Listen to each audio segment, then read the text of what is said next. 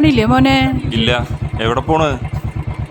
അമ്മയ്ക്ക് തീരെ വയ്യ മോനെ. ഇന്നലെ രാത്രി കണ്ണിന്റെ പോളടച്ചിട്ടില്ല, ശരീരം മൊത്തം വേദന. ആശുപത്രിയിൽ ഒന്ന് കൊണ്ടാക്കി തരുമോ? എനിക്ക് നേരില്ലമ്മേ, സൈറ്റുകളിൽ പോവാനുണ്ട്. അമ്മ വേണമെങ്കിൽ ഓട്ടോറിക്ഷ വിളിച്ചു പോ.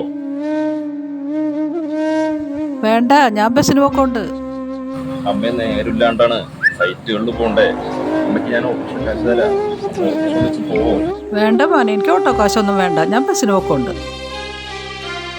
അമ്മേ ഞാൻ പോവുകയാണേ, വൈകിട്ട് വീട്ടിലെത്താൻ നേരം വൈകൂട്ടാ.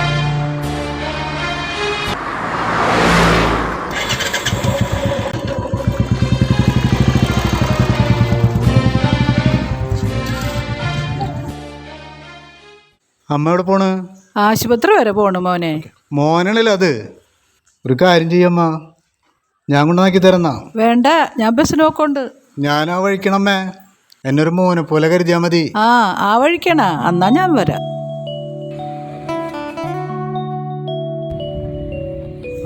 അപ്പൊ എന്തേ മോൻ കൊണ്ടുപോഞ്ഞത്? അവന് കുറച്ച് ജോലി തിരക്കുണ്ടെന്ന് തോന്നണ, അല്ലെങ്കിൽ അവൻ കൊണ്ടുപോയേനെ. അവൻ ഓട്ടോറിക്ഷയ്ക്ക് പൊക്കോളാൻ പറഞ്ഞതാ, ഞാൻ പോവാണ്ടാണ്.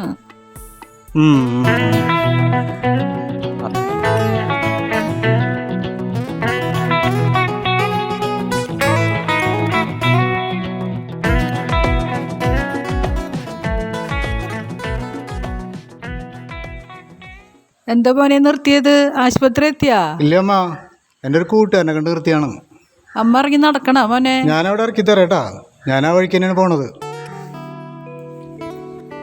ആശുപത്രിയിൽ ഉള്ളിക്ക് കയറ്റണ്ട, ഞാനിവിടെ ഇറങ്ങിക്കൊണ്ട്.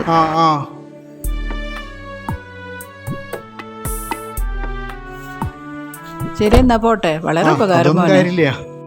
ശരിട്ടാ.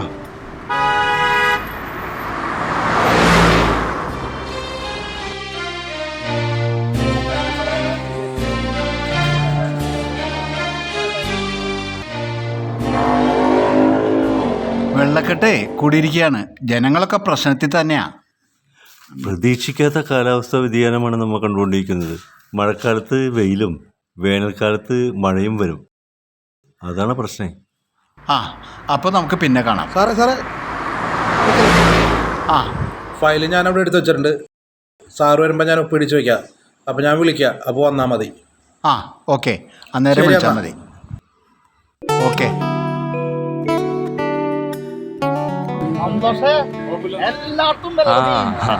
സന്തോഷേ, എന്റെ വീടിന്റെ പേപ്പറൊക്കെ ശരിയായിട്ടാ. താങ്ക്സ് ലെറ്ററാ. ഹലോ സുഹൃത്തെ, ഒരു മിനിറ്റ് ഒന്നിങ്ങ് വരൂ. എന്താ കാര്യം? ഒരു മിനിറ്റ് ഒന്ന് സംസാരിക്കണം. തിരക്കിലാണോ? കുറച്ച് തിരക്കിലാണ്. ഞാൻ പഞ്ചായത്തിലേക്ക് വന്നതായിരുന്നു.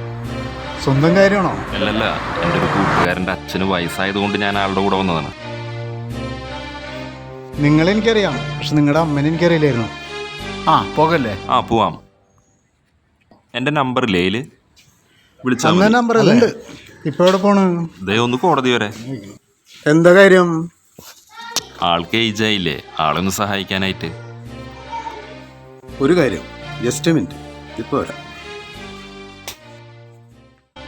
എടാ, എൻ്റെ ബ്ലഡിൻ്റെ കാര്യം ശരിയാക്കിയത് ഇവനാണ്, സന്തോഷ്. എന്തൊക്കെ പറഞ്ഞാലും ശരി, അവനാളൊരു സംഭവം കേട്ടോ.